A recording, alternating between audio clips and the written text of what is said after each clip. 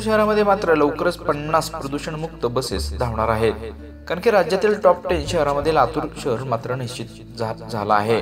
याशिवाय नवीन वर्षामध्ये मनपाच्या परिवहन विभागांतर्गत 50 नवीन इलेक्ट्रिकल बसेस शहरवासियांच्या सेवेसाठी धावणार असल्याची माहिती मनपा आयुक्त यांनी दिली आहे। विशेष म्हणजे चौकामध्ये होणारी वाहतूक कोंडीची आगामी वर्षात दिसणार नाही।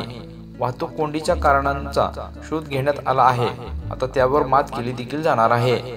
तसंच नूतन वर्षात यावर प्राधान्याने काम केले जाणार असल्याची माहिती देखील आयुक्तांनी यावेळी दिली आहे।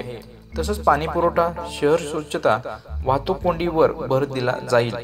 या समस्या नव्या वर्षात दिसणार नाहीत, त्या दृष्टीने काम केलं जाणार आहे, असं यावेळी देखील आता आश्वासन देण्यात आलं आहे।